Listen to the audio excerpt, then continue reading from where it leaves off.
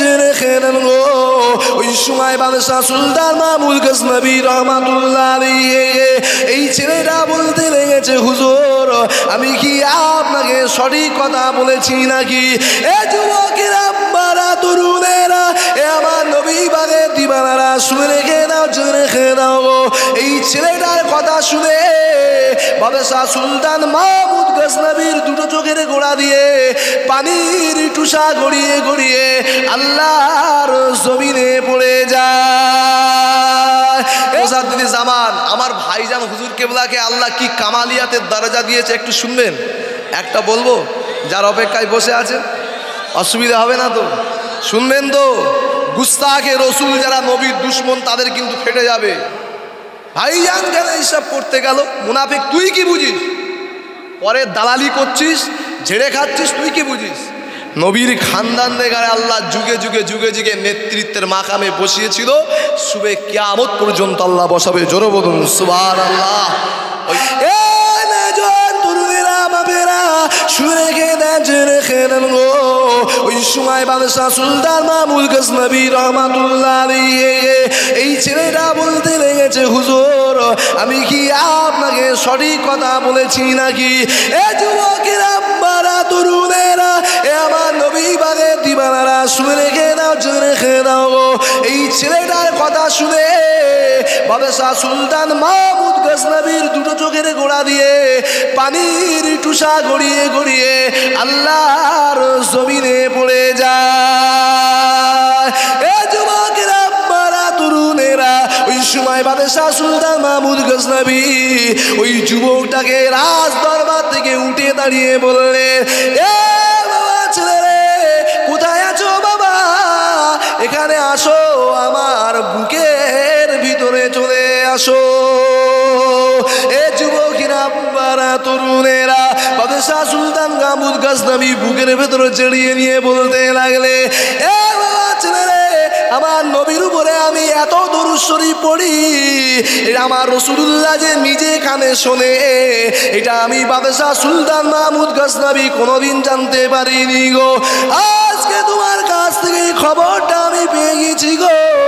এ বাবা ছেলেরা, শুনে রেখে দাও, আমার রাসূলুল্লাহ যে আমি বাদশাহ সুলতান মাহমুদ গজনবীর ওপর খুশি, এই খবরটা দেওয়ার জন্য যুবকেরা, বারা তরুণেরা, আল্লাহ নবী বাদশাহ সুলতান মাহমুদ গজনবী এমন করে ওই বাদশাহ সুলতান মাহমুদ গজনবী আমার নবীর ওপরে যে ছেলেটা দরুদ শরীফ পড়তো তার উপরে খুশি হয়ে গিয়ে আল্লাহ নবীর এমন করে প্রেমিকটা বলতে লাগলো, আমার নবী বলেছে তোমাকে 1000 স্বর্ণ মুদ্রা দিতে, কিন্তু আমার নবী বাগের খুশির কথা আমাকে শোনার জন্য আমি 1000-এরও বেশি আরো 1000 বাড়িয়ে আমার নবীর কথা শোনানোর জন্য তোমাকে 2000 স্বর্ণ মুদ্রা দিলাম।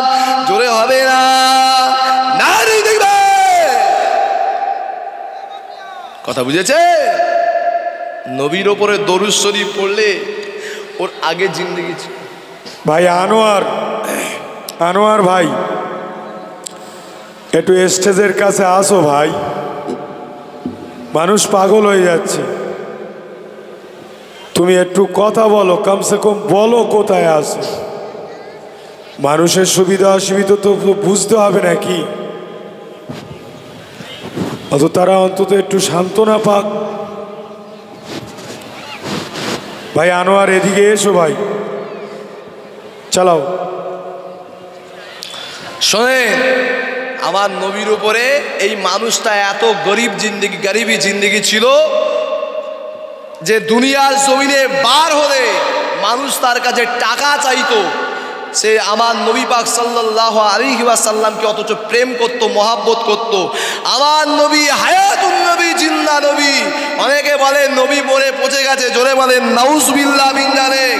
শোনেন, নবী যদি মরে পচে যেত, কবর থেকে আমার নবী কি করে এই মানুষটাকে তার ঋণটা পরিশোধ করে দিল?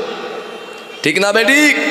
যারা বলে নবী মরে পচে গেছে, এদের নবী ইবলিস, শয়তান। শুনছো? যে কটা বলে নবী মরে পচে গেছে, এদের নবী হলো ইবলিস, শয়তান।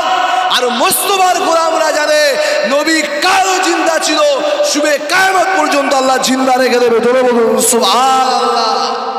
আমার নবীকে আল্লাহ কেমন জিন্দা নবী করেছে শোনেন।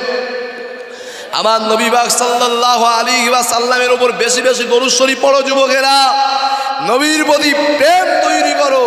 আর নবীর ওপর বেশি বেশি দরুদ শরীফ পড়লে যেখানেই বিপদে পড়বে, যত বড় বিপদে পড়ো না কেন, একবার মুহাম্মদ রাসূলের ওপর দরুদ শরীফ পড়ার বদৌলতে আল্লাহ বালা মুসিবত থেকে আল্লাহ দূরে সরিয়ে দেন। জোরে বলুন সুবহানাল্লাহ। একবার দরুদ শরীফ পড়বেন, যদি ওই আর 5 মিনিটের রাস্তা, আর 5 মিনিটের রাস্তা ভালোভাবে অন্তরস্থল থেকে এখান থেকে না পড়ে এখান থেকে যদি নবীর ওপরে বেশি বেশি দরুদ শরীফ পড়তে পারে, আল্লাহ দুনিয়ার জমিনে সমস্ত গাজীপুরের কাছে এসে সরিয়ে দেবে। জোরে বলুন সুবহানাল্লাহ। শোনো যুবকেরা, আমার নবী পাক সাল্লাল্লাহু আলাইহি ওয়াসাল্লামের ওপরে দরুদ শরীফ পড়তো একটা মানুষ। সেই মানুষটা আল্লামা শিবলি রহমাতুল্লাহ আলাইহি কিতাবের ভিতরে লিখছে। আপনারা একটু ধীরস্থিরভাবে বসেন, ভাইজান হুজুর কেবলা কাছাকাছি এসে গেছে। কথাটা বলবো না শুনবেন? একটু বসেন, অসুবিধা হচ্ছে আপনাদের? আওলাদে মুজাদ্দিদি জামান আমার ভাইজান হুজুর কেবলাকে আল্লাহ কি কামালিয়াতের দরজা দিয়েছে, একটু শুনবেন। একটা বলবো, যার অপেক্ষায় বসে আছে, অসুবিধা হবে না তো? শুনবেন তো? গুস্তাখে রসুল যারা নবীর দুশ্মন, তাদের কিন্তু ফেটে যাবে। এই কথাটা বলছে শোনো। আপনাদেরই ডায়মন্ড হারবার এলাকা সাব ডিভিশনেরই একটা ঘটনা আল্লাহ ভাইজান হুজুর কেবলাকে দিয়ে জাহির করে দিয়েছে। বলবো, এক মুনাফিক ভাইজান হুজুর কেবলা যখন দরুদের ফজিলাত যদি সময় পাই বলবো, তবে একটু বুঝিয়ে দিচ্ছি যার অপেক্ষায় আছেন তাকে আল্লাহ কি মাকাম দিয়েছে। শুনবেন? শোনো, এক মুনাফিক বলেছিল ভাইজান হুজুর কেবলাকে গাল পেড়েছিল। এত বড় ইবলিস শয়তান, মাদ্রাসার সেক্রেটারি, অথচ ভাইজান হুজুর কেবলাকে গাল পেড়েছে। ভাইজান কেন এইসব করতে গেল? মুনাফিক, তুই কি বুঝিস? পরে দালালি করছিস, ঝেড়ে খাচ্ছিস, তুই কি বুঝিস? নবীর খানদান দেখারে আল্লাহ যুগে যুগে যুগে যুগে নেতৃত্বের মাকামে বসিয়েছিল, শুবে কিয়ামত পর্যন্ত আল্লাহ বসাবে। জোরে বলুন সুবহানাল্লাহ। ওই মুনাফিক বলছে আমার ভাইজান হুজুর কেবলাকে কটূক্তি করেছে, বাজে ভাষায় গালি দিয়েছে।